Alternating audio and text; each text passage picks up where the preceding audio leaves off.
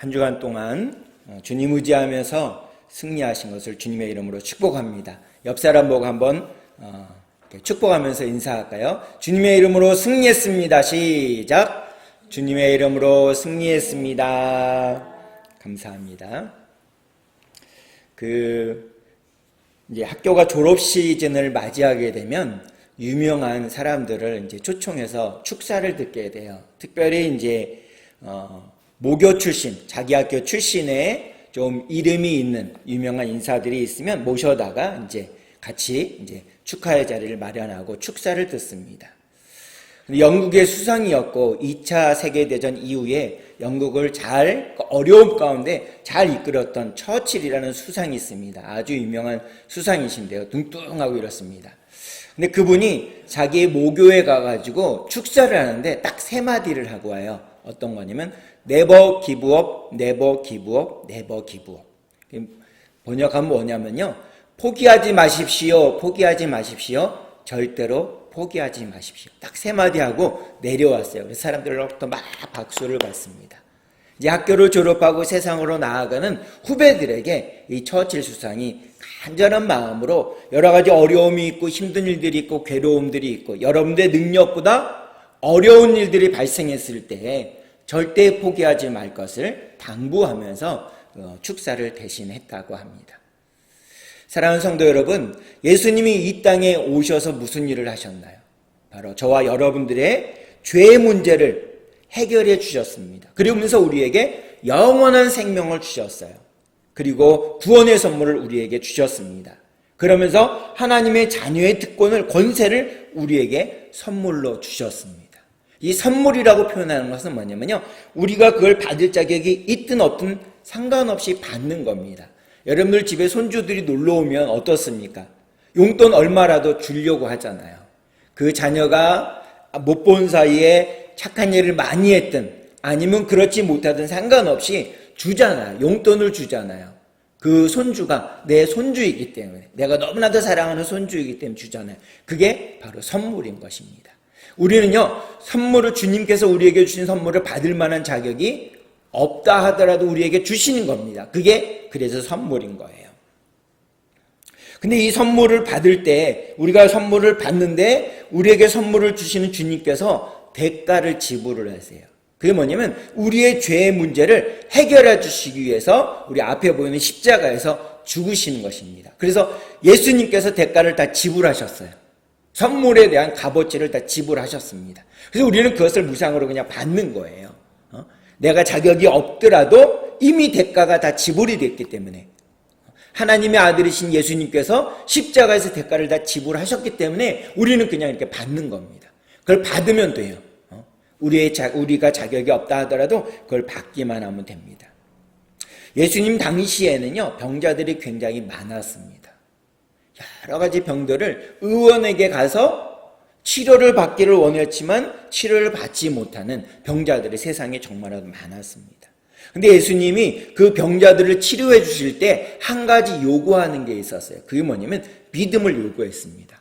이걸 나을 것을 믿는지 그것을 요구하셨다라는 것입니다. 근데 이 믿음이라는 것도 우리가 가질 수 있는 게 아니에요.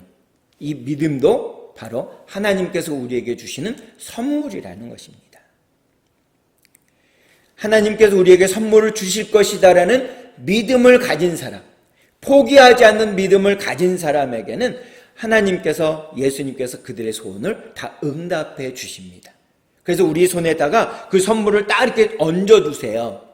우리가 받을 자격이 없지만 하나님이 내게 선물을 주실 것이다라는 포기하지 않는 믿음, 그걸 주셨을 때 우리는 그 선물을 받게 되어진다라는 것입니다.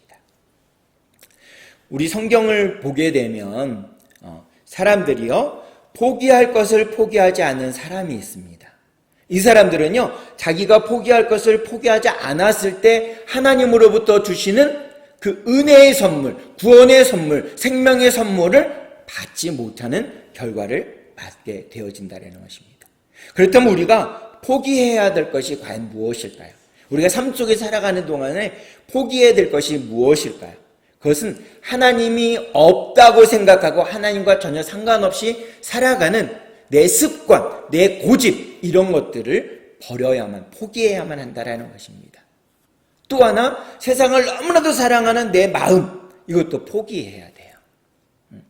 그러면 우리가 포기하지 않을 때 가질 수 있는 자그마한 것들을 탐해서 하나님께서 포기하기를 원하시는 것들을 포기하지 않고 그 자그마한 것, 내 손에 잡히고 내 눈에 보이는 것들을 포기하지 않으면 어떻게 되느냐?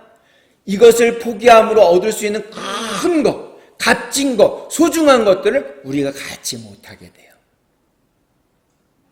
그것을 갖지 못한다는 것입니다.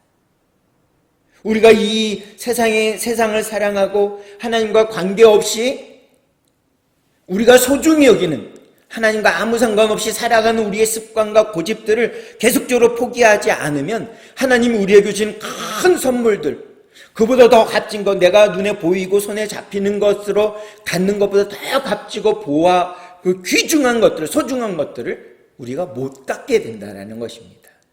그러나 우리 눈에 보이고 손에 잡히는 것들을 포기하게 되면 하나님이 주시는 큰 아름답고 소중한 것들을 우리는 갖게 되어진다는 것입니다. 그래서 우리가 주님을 향하여서 주님께서 내게 베풀어 주신다라는 그 믿음을 포기하지, 그것을 주님이 내게 주실 것이라고 믿고 나아가게 되면 우리에게 값진 것들이 우리 마음 가운데 오게 된다는 것입니다. 예를 들면 이래요. 성경에 나오는 예화인데요. 어떤 사람이 자기 밭이 아닌데 그 일정 부분 세를 내고서 밭을 일궈요. 여러분들 사과 농사 지으시잖아요. 내 밭이 아닌데다가 사과 농사를 지어요. 막 열심히 김도 매주고요. 땅도 막 파져요. 한참을 파다가 깊이 파는데 보니까 뭔가 꽝 소리가 나요. 자세히 살펴보니까 거기에 금이 있어요. 금덩이가 이렇게 있는 거예요. 누가 숨겨놨는지 있는 겁니다. 그러면 여러분은 어떻게 하겠습니까? 그 금덩이 봤으니까 가져갈까요? 가져가면 절도죄가 되는 거예요. 절도죄. 남의 걸 훔쳤기 때문에. 내 땅이 아니잖아요. 그러면 그거를 잘 숨겨놓고요. 내가 집에서 팔 수 있는 모든 것을 다 팔아요. 그래서 이 땅 주인에게 가서 흥정을 합니다. 나에게 이 땅을 얼마 주고 파시겠습니까? 당신은 더 이상 농사 짓지 못하잖아요. 더 이상 이 땅에 농사를 지을 수 있는 힘이 없기 때문에 내가 대신 이 땅을 농사 짓잖아요. 그러니까 나한테 팔아주세요. 내가 사서 잘 이 땅을 일구겠습니다라고 그 땅 주인하고 흥정을 하잖아요. 흥정을 잘해서 가격이 맞으면 내가 사잖아요. 그러면 그 땅에 있는 금은 누구 거가 되나요? 내 거가 되는 것입니다. 마찬가지예요. 내가 가진 모든 것들을 포기하고 나면, 손에 잡히고 눈에 보이는 것들을 포기하고 나면 어떻게 하나 하나님이 더 값지고 더 아름답고 복된 것들을 우리에게 더 많은 것을 주신다라는 거예요. 우리는 그걸 바라보고 내가 진짜 하나님과의 관계에서 포기해버려야 될, 손에 잡히고 눈에 보이는 것들을 포기하지 않을 때, 포기하지 못할 때 가져야 될 소중하고 값진 것들, 보물들을 우리가 포기하지 말고 그것을 갖기 위해서 세상을 사랑하는 마음, 하나님과 관계없이 살아가는 모든 습관과 고집들을 포기하고 내려놓을 때 하나님이 우리에게 값진 것들을 주실 것입니다. 이게 너무나도 귀하고 복되고 아름답기 때문에, 크기 때문에 이걸 우리는 얻게 된다는 것입니다. 사랑하는 성도 여러분, 여러분들 삶을 살아가는 데 있어서 소중한 것이 무엇일까요? 우리가 교회를 나오면서부터 소중히 여기는 것이 무엇일까요? 바로 하나님의 말씀에 기록되어 있는 바로 예수 그리스도이십니다. 왜냐하면 예수님 안에, 나 위에 십자가에 달려 돌아가신 그 예수님 안에는 뭐가 있냐면 우리가 살 수 있는, 영원히 살 수 있는 생명이 있습니다. 그리고 우리의 모든 문제, 육신의 질병, 우리 가정의 문제, 자녀들의 문제, 예수님을 함께 믿고 천국에 가고자 하는 자녀들과 우리 인근 친척들, 이웃의 사람들, 그들의 모든 문제를 해결해 줄 마스터키가 누구에게 있느냐? 바로 예수님 안에 있다라는 것입니다. 예수님은요, 한번 주님이 우리와 관계를 맺게 되면, 우리의 이름을 기억하시면, 성전에 뜰을 밟더라도 주님 전에 나오면, 성전에 나와서 예전에는 세례받고 신앙생활하던 그 사람들을 예수님은 어떻게 하느냐? 절대 포기하지 않으세요. 성전의 뜰이라도 한번 밟은 사람은 하나님이 예수님께서 반드시 기억을 하세요. 그래서 그 사람은 어떻게 하느냐? 지금은 잠시 주님의 곁을 떠나 있지만, 지금은 잠시 주님의 말씀과 아무 상관없이 살아가고 있는 것처럼 여겨지는 그 사람일지라도 예수님은 절대로 그 사람을 잊지 않으세요. 기억하세요. 마음에 품고 계세요. 그 이름을 기억하세요. 우리가 붙들고 기도하는 그 영혼들, 그 이름들을 기억하세요. 그래서 하나님은, 예수님께서는 포기하지 않으시고 끝까지 기다리신다는 것입니다. 그 마음을 어디서 보여주시느냐? 신약성경 히브리서 13장 5절과 구약성경 호세아 11장 8절에 그렇게 기록되어 있습니다. 우리 두 말씀을 함께 우리 소리내서 읽어보겠습니다. 함께 읽겠습니다. 시작. 돈을 사랑하지 말고 있는 바를 족한 줄로 알라. 그가 친히 말씀하시기를 내가 결코 너희를 버리지 아니하고 너희를 떠나지 아니하리라 하셨느니라. 호세아 11장 8절 시작. 에브라임이여 내가 어찌 너를 놓겠느냐. 이스라엘이여 내가 어찌 너를 버리겠느냐. 아멘.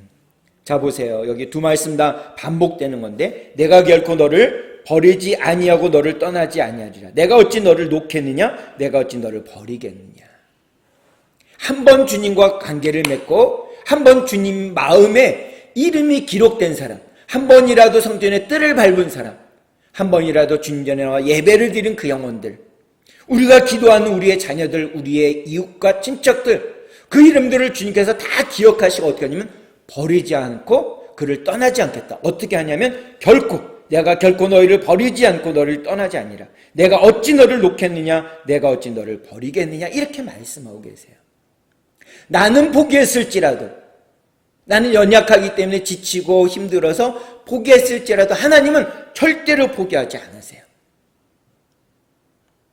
그래서 우리는 하나님을 포기하지 않고 믿어야 되는 거예요. 하나님이 그 영혼들, 우리가 주님 앞에 올려드리는 그 영혼들을 하나님께서 포기하지 않았다라고 믿고 계속 기도하는 것입니다. 포기하지 않는 거예요. 날마다 주님 손에 올려드리는 겁니다. 그러면 그 영혼들, 그 자녀들, 한 번이라도 주의 뜰에 밟은 영혼들, 한 번이라도 주님 앞에 나와 예배드린 영혼들, 우리가 기억하고 끊임없이 주님 앞에 올려드리는 그 영혼들을 주님은 절대로 포기하지 않으세요. 또 하나, 예수님은 우리 각자의 구원자가 되십니다. 우리의 죄의 문제, 우리의 질병의 문제, 우리의 욕심의 문제, 우리의 가정의 문제, 우리가 손으로 하는 모든 문제들, 우리 자녀들이 하는 모든 일들에 대해서, 문제들에 대해서 주님은 해결사로 우리에게 다가오신다는 것입니다. 그래서 그 예수님을 믿는 사람들, 그 예수님을 향한 믿음을 소유한 사람들에게는 주님은 포기하지 않고 응답을 반드시 주시고 문제를 해결해 주실 줄로 믿습니다. 지금 나의 삶의 환경, 상황 가운데 우리가 포기하고 싶을 만한 일들이 너무나도 많아요. 내 육신의 질병이 너무나도 힘들어서 마음이 너무 안타까워. 그래서 포기하고 싶어요. 그런데 포기하지 않는 믿음으로 하나님께 나가서 주님을 만나는 것입니다. 이렇게 포기하지 않고 주 앞에 달려나가는 모든 영혼들, 그러면 주님은 만남으로 끝나지 않고요, 그가 갖고 있는 모든 문제들, 어려움들, 현실에 닥쳐있는 환경과 상황 가운데 좌절하고 낭망할 수밖에 없는 그 모든 상황 가운데, 자녀들 가운데 주님은 해결사로 그 삶 가운데 함께 해주신다는 사실을 믿으시기를 바랍니다. 우리가 오늘 본문에 보게 되면 믿음을 포기하지 않은 사람들에 대해서 기록하고 있어요.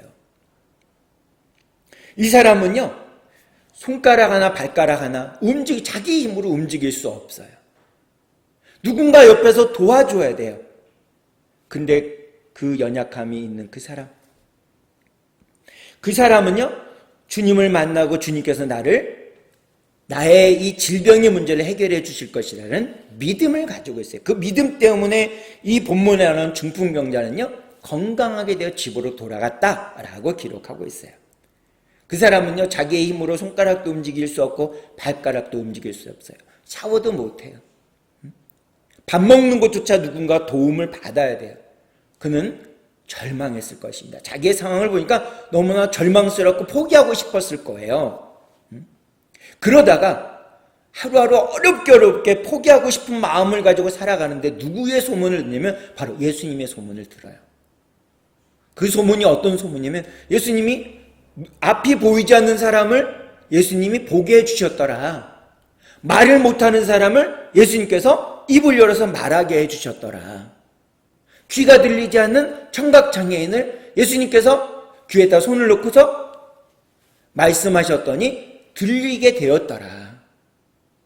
침상에 누워서 일어날 수 없는 연약함 가운데 있는 사람을 예수님이 만짐으로 예수님이 치료해 주셨더라 라는 소문을 들어요. 어떤 의원에게 가서도 해결되어지지 않는 질병, 어떤 사람을 찾아가서도 해결될 수 없는 문제들을 갖고 있는 사람들의 모든 문제들, 질병을 예수님이 해결해 주셨더라라고 그 소문을 이 중풍병자가 듣게 돼요. 너무나도 귀하죠. 그 주님의 소식을 듣는 것만으로 너무나 귀한 겁니다. 그래서 우리가요, 때를 얻든지 못 얻든지 죄의 복음을 전해야 되는 이유는 뭐냐면 복음을 듣지 못하는 영혼들에게 복음이 들려지면 그 영혼은 인생이 바뀌어지는 역사가 일어나게 됩니다. 중풍병자 아무것도 할 수 없어서 손가락도 자기가 움직일 수 없고 발가락도 움직일 수 없어요. 누군가가 돕지 않으면 살 수 없어요. 그에게 예수님의 소식이 들려지자 이 사람의 마음 가운데 예수님을 만나면 나의 질병도 고침받을 수 있겠구나라는 믿음이 생겼어요. 예수님 만나고 싶어. 너무나도 만나고 싶어. 근데 혼자 힘으로 못 가요. 누군가 도와줘야 돼요. 근데 그 사람만 그런 믿음을 갖고 있었느냐? 그의 가족도 그런 믿음을 가졌어요. 이 사람이 자꾸 얘기하다 보니까. 그리고 그의 그 문병원, 놀러온 친구들에게도 동일하게 예수님의 소식을 전했어요. 그런데 동일하게 그 마음을 갖게 되었습니다. 그런 믿음을 갖게 되었어요. 그래서 이 중풍병자를 예수님께 데리고 가야 되겠다라고 했습니다. 근데 예수님께 찾아갔더니 사람들이 너무 많아요. 웬만한 사람들 같으면 포기하고 돌아갑니다. 절망하고 돌아가요. 나는 안 되나 봐. 나는 구원 얻을 수 없나 봐. 난 지옥 갈 수밖에 없나 봐. 내 문제는 해결이 안 되나 봐. 이렇게 포기하고 돌아갈 텐데 이 중풍병자 그리고 그와 함께 했던 동료들, 친구들은요, 정말 예수님이 이 중풍병자를 살려줄 거야 라는 믿음이 흔들리지 않았습니다. 끝까지 그 믿음을 갖고 있었어요. 그랬더니 하나님이 지혜를 주셔서 그 사람이 그 중풍병에서 노임을 받게 되는 이야기가 오늘 본문에 기록되어 있습니다. 상상할 수 없는 일들이 우리에게 벌어질 수 있습니다. 우리가 포기하지 않는 믿음을 갖고 있다면 우리에게는 상상할 수 없는 일들이 우리에게 벌어지게 됩니다. 이 중풍병자와 친구들의 믿음을 예수님께서 보시고서 뭐라고 말씀하시냐면 오늘 본문 20절 개역개정판에 이렇게 기록되어 있어요. 제가 읽어드리겠습니다.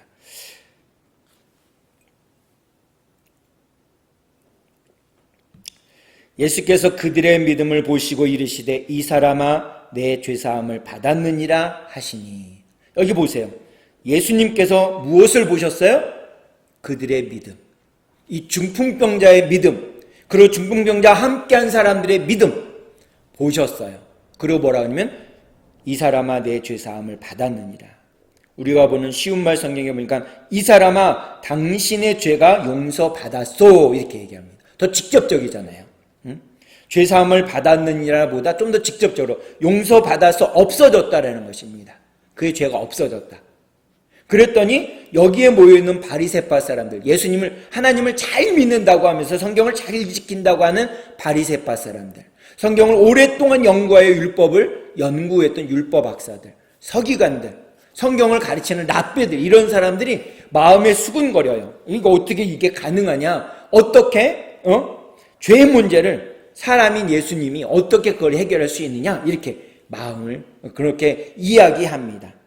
이렇게 수근수근거리는 그들에게 예수님께서는 누가복음 5장 22절에서 24절까지 이렇게 말씀하세요. 제가 읽어드리겠습니다. 예수께서 그 생각을 아시고 대답하여 이르시되 너희 마음에 무슨 생각을 하느냐? 내 죄사함을 받았느니라 하는 말과 일어나 걸어가라 하는 말이 어느 것이 쉽겠느냐? 그러나 인자가 땅에서 죄를 사하는 권세가 있는 줄을 너희로 알게 하리라 하시고 중풍병자에게 말씀하시되 내가 내게 이르노니 일어나 내 침상을 가지고 집으로 가라 하시네. 아멘. 여기 보세요. 성경을 오랫동안 연구했다고 하는 그들이 예수님이 죄의 문제를 해결해 주자, 용서받았다라고 선포하자 수군거립니다. 그리고 마음에 뭔가 생각해요.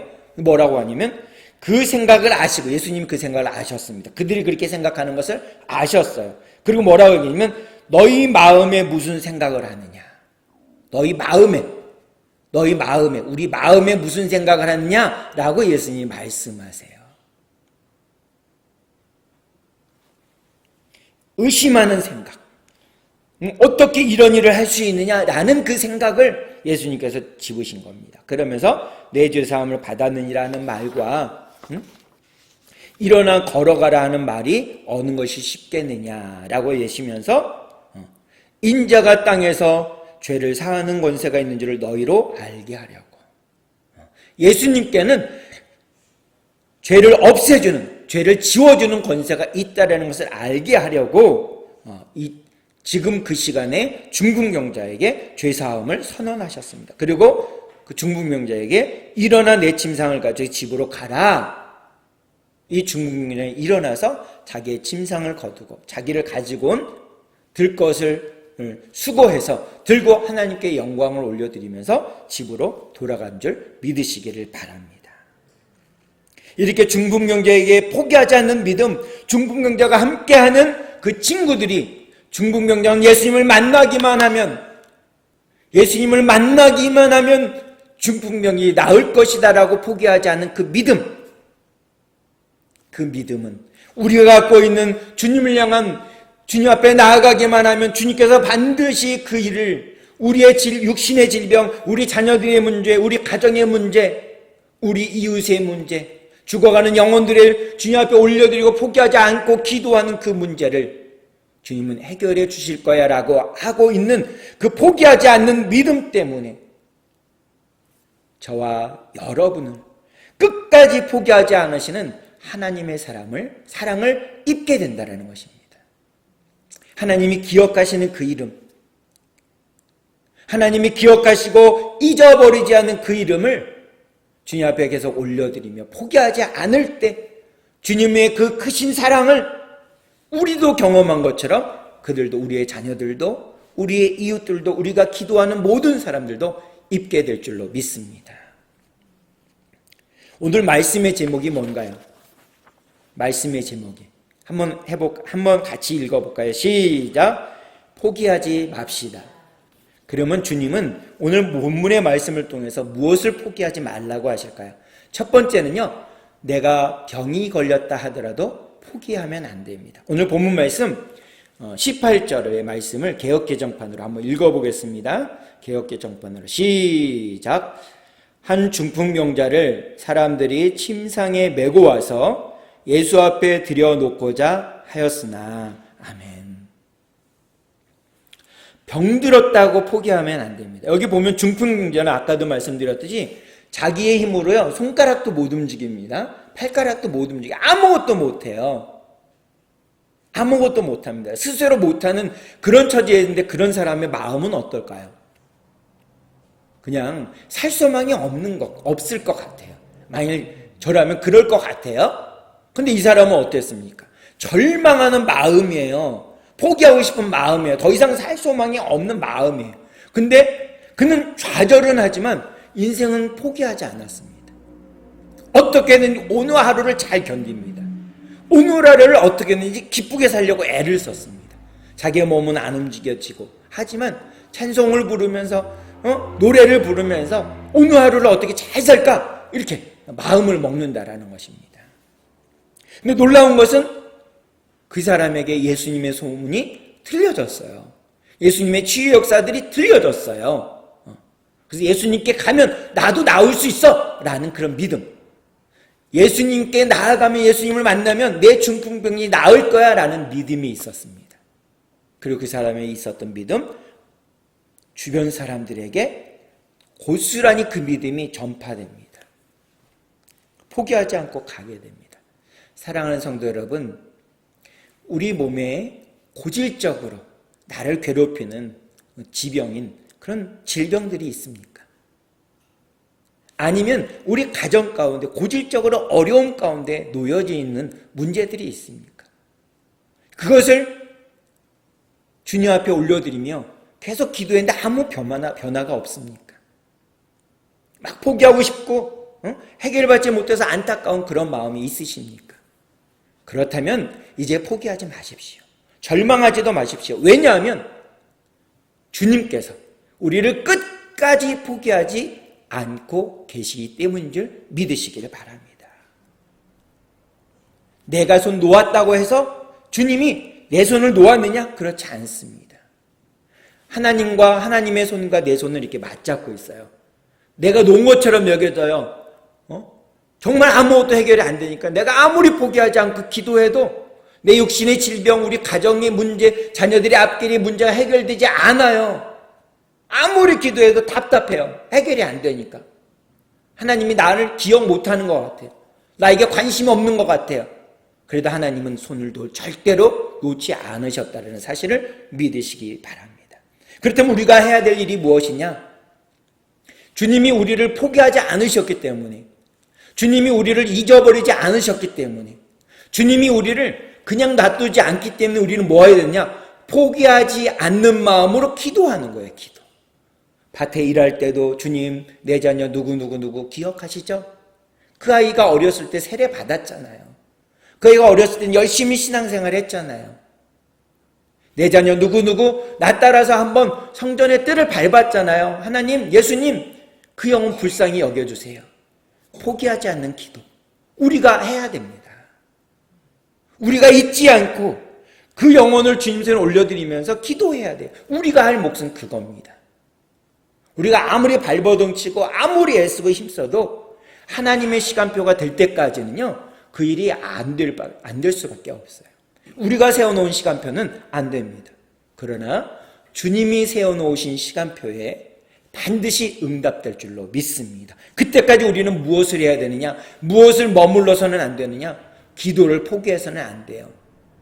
적당히 타협해서는 안 됩니다. 계속적으로 그 문제가 해결될 때까지, 그 문제가, 그 일이 마지막 결론을 딱 찍을 때까지, 하나님이 다 되었다라고 말씀하실 때까지 우리는 무엇을 해야 되냐? 기도를 늦춰서는 안 된다는 것입니다. 왜냐하면 예수님께서는 의사입니다. 의사. 만병의 치유자세요. 모든 문제 해결사세요. 나는 못하지만 우리 주님은 내가 갖고 있는 질병의 문제, 가정의 문제, 자녀들의 앞길의 문제, 모든 문제를 해결해 줄 수 있는 분이십니다.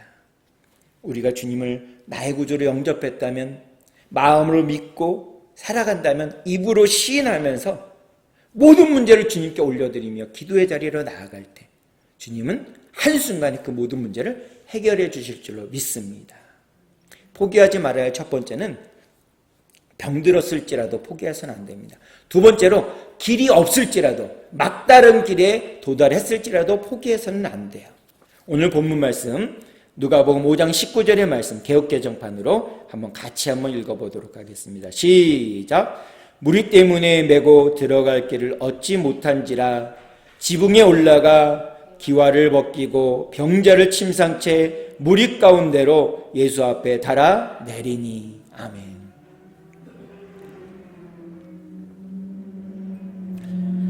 이 중풍병자나 그의 친구들이 예수님의 소문을 들었습니다. 예수님께 가면 이 중풍병자가 나을 거야 라는 믿음이 충만했어요. 그래서 이 힘들지만 바쁘지만 시간을 내서 이 중풍병자인 친구를 데리고 침상에 그 친구를 올려놓고 베개를 뉘우고 위에 이불을 덮은 다음에 이 친구를 데리고 예수님을 찾아갑니다. 그랬더니 19절에 뭐라냐면 무리 때문에 메고 들어갈 길을 얻지 못한지라. 길이 없어요. 사람이 얼마나 많은지, 인산인해를 이루는지 그 예수님을 만나러 들어갈 길이 없는 거야. 길이 딱 끊겨버렸습니다. 막막해요. 해결할 길이 없습니다. 웬만한 사람들은 포기하고 집으로 돌아가요. 안 되나 봐. 다음 기회를 한번 기다려보자. 이렇게 하고 집에 돌아갔을 거예요. 근데 이들은 그래도 길이 있을 거야. 찾아보았어요. 우리가 아는 대로요. 뜻이 있는 곳에 길이 있다. 이런 얘기를 한번 들어보셨죠? 뜻이 있는 곳에. 이 친구, 이 중풍병자가 나는 병을 낫기를 원해 라는 뜻을 두었어요. 이 친구들도 내 친구인 중풍병자가 예수님을 만나서 병이 나은 바 되기를 원해 라는 뜻을 정했습니다. 그렇다면 앞길에 길이 막혔어요. 더 이상 막다른 길입니다. 갈 길이 없어요. 그래도 뜻이 있는 곳에 길이 있다라고 했습니다. 막다른 길에 도착했을 때 주님을 바라보고 주님 이 문제 어떻게 할까요? 라고 주님 앞에 끊임없이 포기하지 않고 기도하는 그에게 하나님은 길을 열어주세요. 길을 열어주시는 어떤 길을 열어주시느냐? 지혜를 주세요. 지혜를.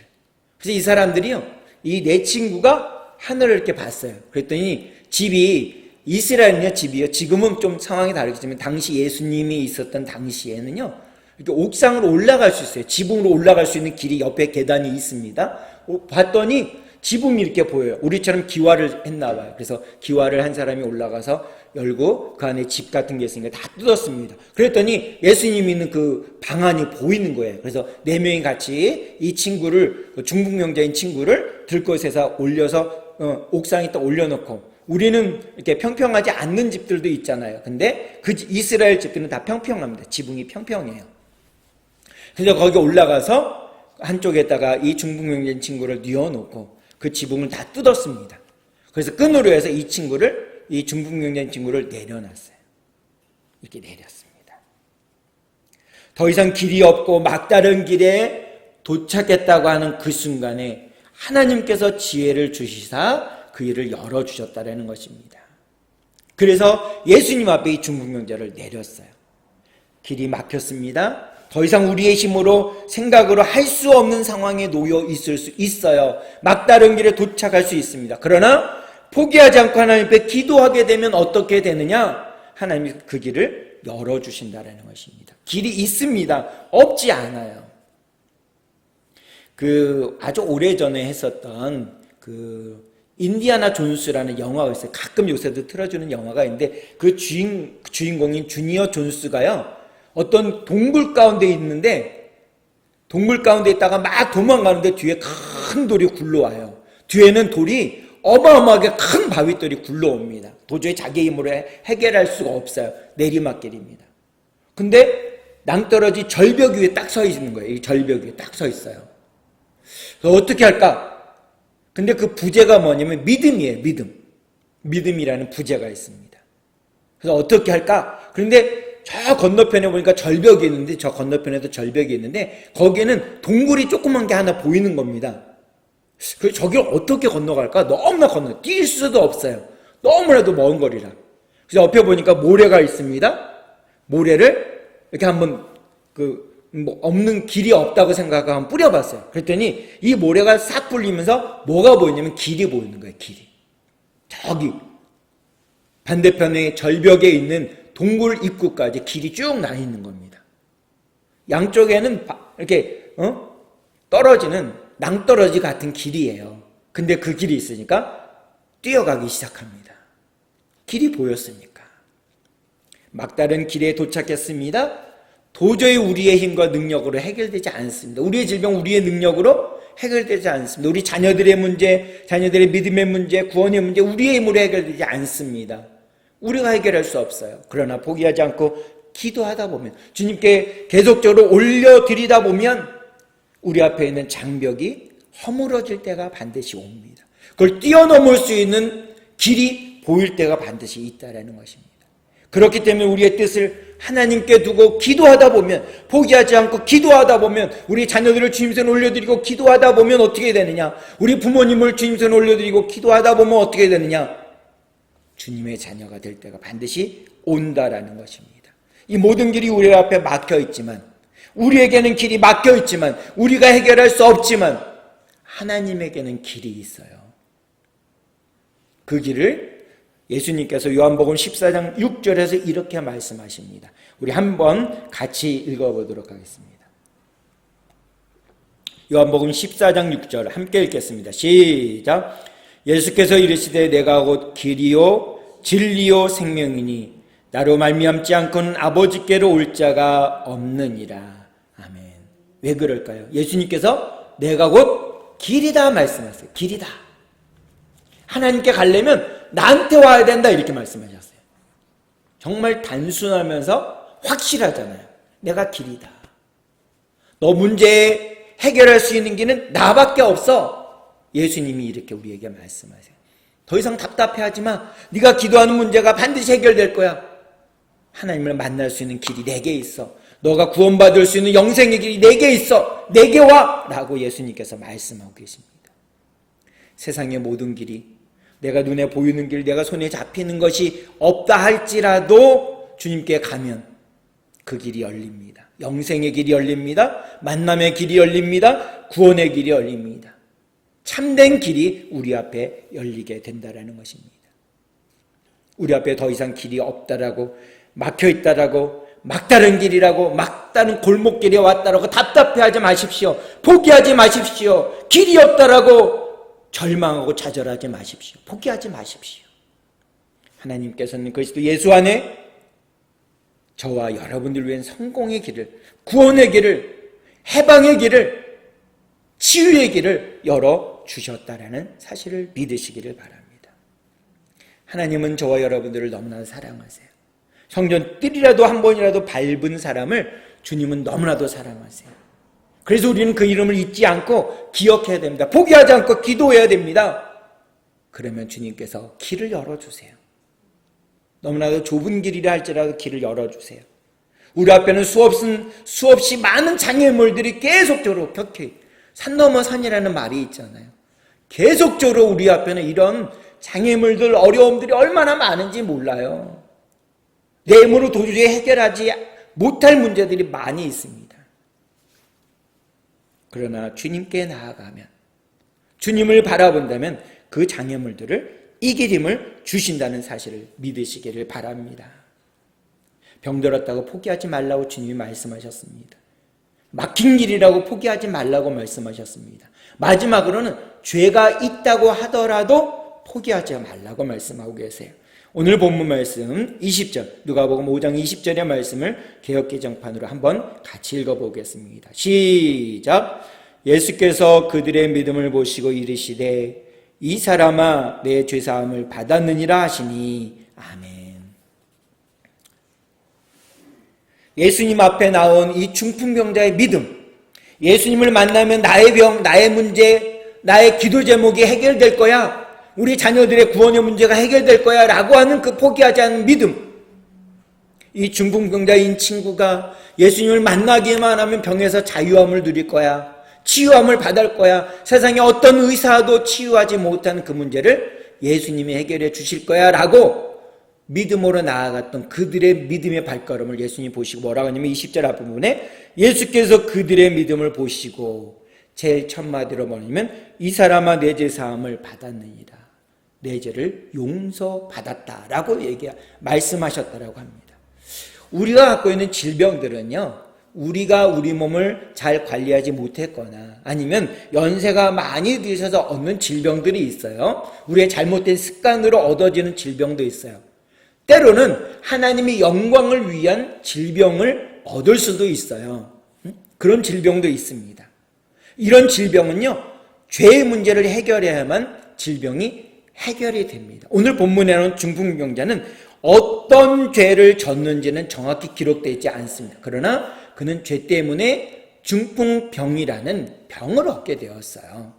그래서 예수님께서 육신의 질병, 중풍병이라는 이 질병을 고쳐주기 전에 뭘 했냐면 죄를 없애주셨습니다. 죄의 문제를 해결해 주셨어요. 그래서 이 오늘 본문에 나온 주인공인 중풍병자의 죄의 문제를 해결해 주신 다음에 그의 질병을 해결해 주세요. 이 죄는요, 내가 갖고 있는 이 죄는요, 하나님과 나와의 관계를 단절시켜 버립니다. 단절시켜요. 내가 아무리 주님께 가까이 나아가려고 해도 주님께 가지를 못하게 해요. 성전에 가는 것을 싫어하게 만들어요. 주님과 이렇게 가까운 사이를 맺는 것을 방해합니다. 죄라는 것은 그래요. 속성이 그렇습니다. 나 옛날에 교회 잘 다녔는데, 우리 자녀들 교회 잘 다녔는데, 근데 하나님과 나 사이에 뭔가 죄의 담이 막혀 있으면 주님 앞에 가고 싶어도 갈 수 없어요. 우리의 연약함입니다. 상황과 환경만 맞으면 죄를 지을 수밖에 없는 것이 우리들입니다. 우리들. 그래서 우리는 죄인이에요. 그래서 주님을 만나서 그 죄의 문제가 해결되지 않으면 눈에 보이는 내가 다른 사람을 욕하고 다른 사람을 저주하고 다른 사람의 물건을 빼앗은 이런 죄가 아니라, 이런 문제가 아니라 내 마음에 있는 죄, 상황과 조건만 맞으면 죄를 지을 수밖에 없는 우리 근본적인 문제들, 이 근본적인 문제가 해결되지 않으면요 주님께 가까이 나아갈 수 없다라는 것이에요. 죄는 우리로 하여금 하나님과 단절케 합니다. 죄는 우리로 하여금 고통케 합니다. 예수님을 멀리하게 하는 고통을 줘요. 그래서 사람은요, 우리 한 사람 한 사람은요, 죄를 보면 모든 것을 포기해버리고 싶은 마음이 있어요. 우리의 육신에 연약함이 있고 우리가 질병 때문에 아파하면 어떻게 하냐면 나는 포기하고 싶어버려요. 마음을 확 놔버린다라는 거죠. 그러나 하나님은요, 절대로 우리를 포기하지 않으세요. 우리가 질병이 들었어도, 몸이 연약해서도, 여러분들이 주님 앞에 나와서 예배를 드리려고 하는 그 마음을 주셔서 주님 앞에 나오게끔 해주세요. 하나님은 절대로 포기를 모르세요. 반드시 주님 전으로, 주님 앞으로 나오게 하신다는 것입니다. 그러면서 주님은 끝까지 포기하지 않고 기다리세요. 그 마음을 어디서 보여주냐면 누가복음 15장에 탕자의 비유가 무려 20절 넘게 나옵니다. 누가복음 15장에 집에 가서 오늘 읽어보세요. 다 잃어버린 것들, 잃어버린 아들의 비유가 나와요. 이 아들은요 얼마나 배은망덕한지 아버지에게 아버지가 돌아가시면 받을 나의 유산을 좀 주세요 이렇게 했어요. 당당하게 요구했어요. 아버지가 주니까 그 다음날 걸 다 팔아가지고요, 밭 다 팔아가지고요, 나무들도 다 팔아가지고 현금화해서 그걸 들고 이웃 마을에, 이웃 나라로 이민을 가버립니다. 거기서 어떻게 했느냐? 돈을 막 물수도 있었어요. 그랬더니 어떻게 했냐면 금세 없어졌어요. 근데 아버지는 그날부터 밖에 등을 끄지 않고 문을 열어놓고, 밤에도 문을 열어놓고 그 아들이 돌아올 것을 기다리면서 계속 기다리세요. 그 탕자의 비유에서 하나님의 마음을 그대로 보여주세요. 한번 하나님 마음에 들어온 그 이름을 하나님은 절대로 포기하지 않으십니다. 그냥 놔두지 않으세요. 성전의 뜰이라도 밟은 그 아들을, 그 자녀를, 그 부모님을 하나님은 절대로 포기하지 않으세요. 포기하신 일이 없어요. 끝까지 품고 가십니다. 그랬더니 어떤 일이 일어나게 됐냐? 사도 바울이 고린도후서 5장 17절에 이렇게 말씀하세요. 이전 것은 지나갔으니 보라 새 것이 되었도다. 똑같은 사람이에요. 그 마음 가운데 예수 그리스도를 영접하고 예수 그리스도가 나의 구주이십니다라고 죄를 고백하고 나면 나는 흉악하게 상황과 조건만 맞으면 죄를 지을 수밖에 없는 연약함이 있는 악한 죄인입니다라고 주님 앞에 고백하면 주님이 우리의 죄를 지워주시고 하나님의 품으로 안겨주시며 너는 새로운 피조물이야. 이전 것은 지나가시 넌 새로운 피조물이다 라고 이렇게 인쳐주신다라는 것입니다. 사랑하는 성도 여러분, 오늘 본문에 보게 되면 중풍병자가 나와요. 얼마나 기가 막히겠어요. 얼마나 그 인생을 무너뜨리겠습니까? 좌절하고 낭망하지 않았겠어요. 자기의 의지로 자기의 힘으로는 손가락도 못 움직입니다. 발가락도 못 움직여요. 화장실도 못 가요. 누군가 돕지 않으면 그는 살 수 없어요. 절망 가운데 있습니다. 그러나 그는 포기하지 않았습니다. 그는 예수님 앞에 나가면 나의 죄의 문제, 나의 질병의 문제가 해결될 거야 라는 믿음이 있었어요. 예수님을 만나면 나의 질병의 문제, 나의 죄의 문제는 해결될 거야 라고 믿었습니다. 그런 믿음의 동료들이 있었어요. 함께 나아갑니다. 예수님을 향한 믿음, 포기하지 않고 변하지 않고 믿음으로 달려갔습니다. 예수님을 만나니까 그 질병이 해결받고 죄의 문제도 해결받고 용서받았습니다. 그가 건강하게 자기의 침상을 들고 들 것을 들고 집으로 돌아갔다. 하나님을 찬양하며 집으로 돌아갔다라고 말씀하고 있습니다. 사랑하는 성도 여러분, 우리의 삶의 상황 가운데, 가정 가운데, 우리 자녀들의 앞길에 이런 어려움들이 시시각각 다가오고 있습니까? 아니면 자녀들이 주님의 곁을 너무 멀리 떠나 예수님과 상관없이, 주님과 상관없이 살아가고 있습니까? 성전의 뜰을 밟은 자녀라면, 그리고 주님 앞에 나왔던 자녀라면, 아니 내가 우리 자녀들의 이름을 주님 손에 올려드리며 기도한다면, 포기하지 않고 기도한다면 그 영혼은 반드시 구원받고 하나님의 자녀가 될 줄로 믿습니다. 포기하지 않는 믿음을 갖고 주님 앞에 나아갈 때, 병들었을지라도, 더 이상 길이 없을지라도, 죄가 있을지라도 포기하지 않고 주님 앞에 나아가면 우리는 모두가 어떤 사람이 되느냐? 축복의 주인공이 되심을 믿으시며 오늘 하루도, 이번 한 주간도, 이번 한 달도 기쁨으로 살아갈 수 있는 우리 모두가 되길 주님의 이름으로 축복합니다. 그 마음을 가지고 우리 결단기도 다 함께 드리도록 하겠습니다. 시작. 하나님 아버지, 저는 죄인입니다. 어디에서 와서 왜 살며 어디로 가는지 알지 못하고 방황하며 살았습니다. 저의 죄를 위하여 십자가에서 죽으시고 부활하신 예수님을 제 구주로 모셔드립니다. 이제 저는 하나님의 자녀가 되었습니다. 지금부터 영원토록 주님과 함께 살겠습니다. 예수님의 이름으로 기도드립니다. 아멘. 기도하시겠습니다. 참 좋으신 하나님, 주님은 오늘 중풍병자를 통해서 포기하지 말 것을 당부하고 계십니다.